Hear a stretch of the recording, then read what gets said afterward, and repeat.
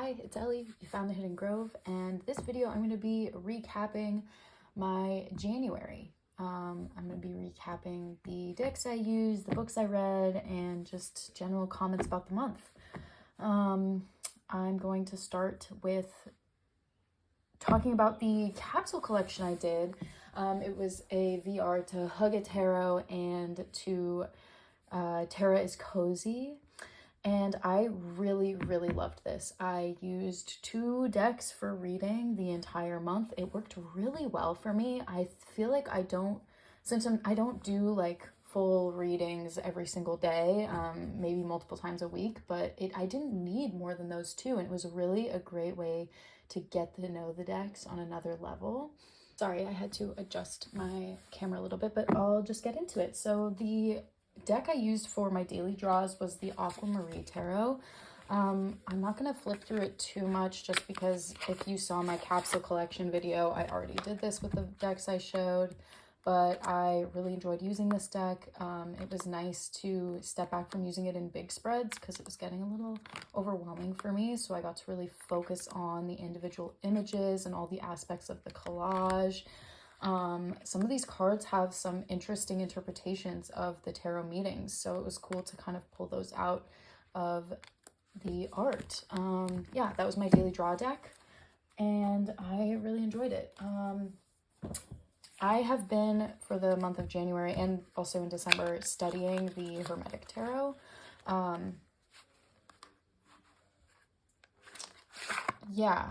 It's in order right now because I am studying it and I've been going through and really diving deep into all of the symbolism. I've been translating the Hebrew in the names,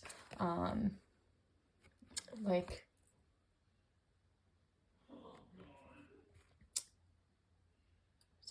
here, this is Navriel. Most of them are angel names.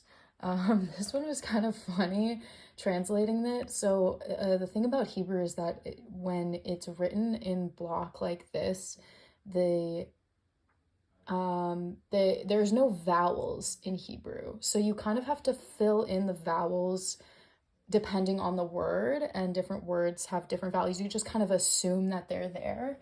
With a name like this, it's kind of hard. So this is Aleph, Nun, Aleph, Lamed. This looks a little different because the way I'm writing it, I'm writing in Hebrew cursive. This is the angel Anael. But if you just spell it out without assuming the E here, this is Anael. But if you just don't see the vowel there and don't assume it's there, this is the word. So it's been kind of silly translating these things also because the letters in this deck, the Hebrew letters, are hand lettered. It can be a bit challenging. It's not block or anything like that. So for example, a letter like this and this are 2 different letters. This is a nun, it makes an N sound, and this is a chet, it makes this is a kaf. It makes a k or a ch sound. And you know, they look pretty similar. It's just the lengths of these letters. So this is like a ch or a k, depending on the word. But yeah, so sometimes just the way it's lettered, it's hard to tell which letter it is. Also, in case this was confusing, Hebrew reads in this direction. You read backwards from English. But yeah, so that's been kind of fun trying to translate the words and figuring out what's going on, and then also learning more about the archangels and how they're associated with the tarot and their planetary associations. That's been really cool, and I've been keeping it in this journal, which I'm not going to show you right now, but I've been doing my deck study for this deck in this journal. Okay, now let's get into how my capsule collection was working for me. Like I said, I really enjoyed it. I used 2 sets of Oracle and Tarot. So this was the first set that I used. Sorry. The Tarot of a Moon Garden is just I love this deck. It's soft, it's dreamy, it's beautiful and fantasy based, and I paired it with the Abaton Keys Oracle. Because aesthetically they both kind of have light colors. The borders around the Abaton Keys are like these pastel colors, and also this deck is based off of the cult of Asclepius, which is the medicine god, and people would worship by sleeping. So I was like, oh, this like dreamy deck. You know, these decks worked really well aesthetically together, but not energetically. I came to realize that the intensity of this oracle deck was just on a different level of the Tarot of a Moon Garden. I found that I couldn't really use this oracle deck for clarifying questions. I really let the oracle guide my readings. So I would pull a card from the oracle, and then I would use the guidebook to read about it. And you know, these keys, the Abaton Keys, are supposed to be keys into your psyche and into your life and into healing in your life. So I would use the key to guide the reading. And I have in this same notebook, the second half of it, some examples of that, where I'm not going to show you like my writing, but this would be the key. And then I would build a spread around it depending on what it was. So here's another example where the key would be here, and then I would build the spread. So I did a couple of those, and what I found was that I love this oracle deck, but I think that the Tarot of the Moon Garden was a bit too soft for the messages that I was getting. These were really introspective and deep, and I felt like the Moon Garden was just a bit too fantasy for that kind of message. So, I mean, I love learning this about my decks, you know, this dedicating time to only use this pairing really gave me a chance to tease out the energies of these two decks and the energies of them together. So in the future, I probably will not pair these together again, but it was still a nice experience. Something that I'm kind of upset about with this deck is, I mean, I've only really been using it seriously for like a month, and it's already pretty chipped on the sides. This deck chips really easily. So if you do end up getting this deck, just keep in mind that it chips very easily. So I might edge the sides in a dark color just to hide that chipping. But yeah, the next decks in my capsule collection were the Bohemian Gothic Tarot and the Tree Whisper Oracle. And these are a beautiful pairing, but honestly, this is funny because for both of these, I made these pairings, but they maybe weren't what I expected them to be. I just loved using this deck so much. It was really practical, and because I was using the Abaton Keys and the Moon Garden for more introspective kind of like key guided readings, this was my practical reader, and I would ask it questions, and I did a lot of just 2-card spreads with this, and I just thought they played off of each other really well.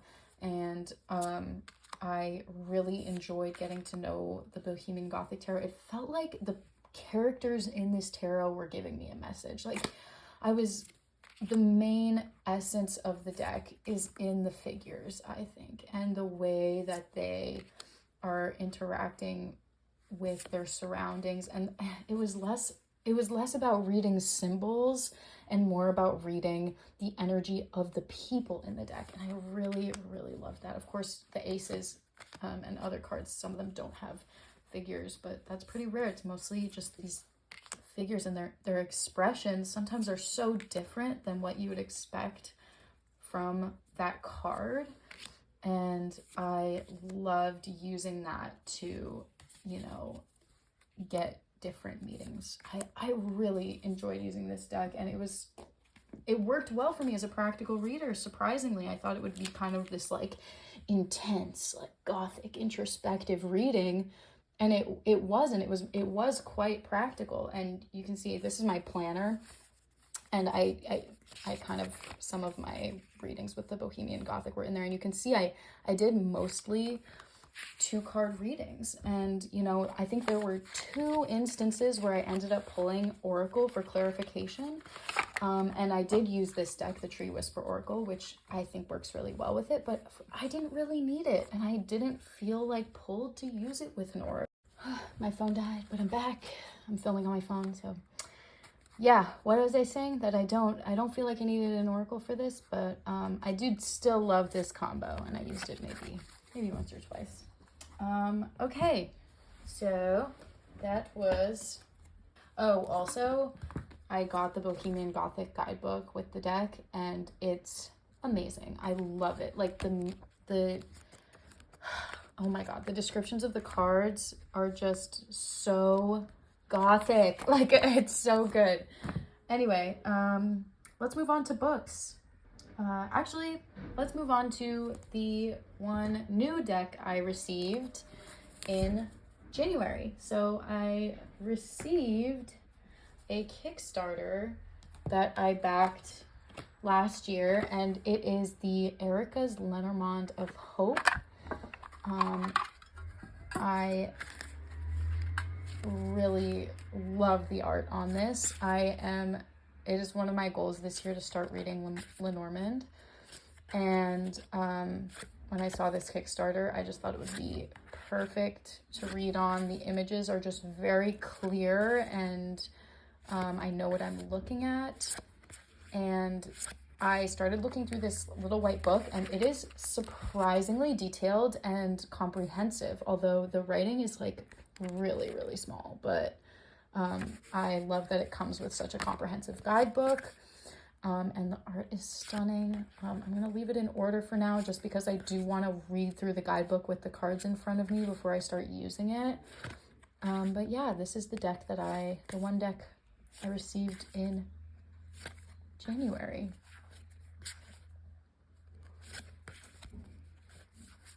It's really, really beautiful. Yeah. And it has this blue edging, but yeah, so my tin came kind of like bent and damaged, and the inside of the tin also is damaged. So when you put the cards in, they kind of like stick up into the side like this. I don't know if you can really see, but this corner is like sticking up way further than this corner. I don't know if you can see that on camera. Oh, yeah, here, look. It like does not. So I was worried that this would warp the deck, so I messaged the creator on Kickstarter and was like, hey, do you have any extra tins I could buy, or just extras from your stock? And they sent me a new one for free, which is really, really kind of them, because yeah, I was a little worried that this would start to warp the deck, so I just let them know that. But I am really happy with this deck otherwise.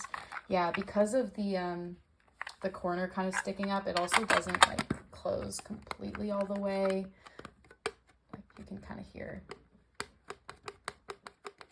But that's okay, because a new one is coming in the mail, and also the top of the deck, it has like texture on it. This is beautiful. I am so excited about this. All right, moving on from decks, let's talk about books. January was a crazy reading month for me. I read 19 books in January, which is more than I have ever read in one month. So I was just really proud of myself and my reading progress this month. So I'm not going to talk about all the books I read, just kind of the most notable ones. Some of these books were library books, so I don't have them like physically with me, but I'm still going to talk about them. Sorry. Just knocked that around. Probably the most notable book series I've been reading is the Throne of Glass series. So I'm reading this with one of my coworkers. We're like buddy reading these books, and it's not something I would have read, I think, on my own. This is my sister's copies of the books, and she's been wanting me to read this for a long time, but I don't think I would have done it without this buddy read, and I'm really enjoying it, and we kind of like recap after the end of each book. So this month I read Throne of Glass, Crown of Midnight, Heir of Fire, and then the prequel, Assassin's Blade. So I've read 4 of the books in the series. I think there's 8 total. But yeah, I've been really enjoying this. You know, the first 2 books weren't written that well. This is one of Sarah J. Maas's earlier series, so her writing style really develops over the course of the series. And now, by the 5th book, the book I'm reading right now, which is Queen of Shadows, I think? Queen of Shadows. Her writing style has developed so much, and I'm really starting to get into the series. But I do have to say, these first two books were kind of like, they were a schlep to get through. I really had to push myself, but I knew, so many people told me, I knew it was just going to get better and that the book really develops. And so I am happy that now I'm finally like actually into it. I feel like I've reached a point where I am now really invested in the characters, and I'm not feeling like dragged back by the writing style. So good stuff. It is, well, I guess I'll tell you what it's about. It's a fantasy series about an assassin who has been working at like a slave camp for a year. The series starts this way, and she gets taken out of the camp by the crown prince of one of the, like, a neighboring region in order to compete in a competition to become the king's champion. And that's kind of a bad explanation. She's a badass assassin, and she has to compete in this competition, and it just develops from there. It's really cool. So yeah, that is notable. I wouldn't call them favorites. So far, none of them have been 5 stars, but hopefully by the end of the series, I will feel differently. A 5-star book I read this month was Girl Interrupted. This is by Susanna Kaysen, and it is a memoir about her experience in a mental institution, and she is a brilliant writer. This whole book, she kind of plays with the idea of an unreliable narrator, and she, challenges the idea that mental illness makes people unreliable narrators of their own lives. And I just thought it was amazing. I really enjoyed it. The last couple books I want to talk about, they're all library books, so I don't have them in front of me.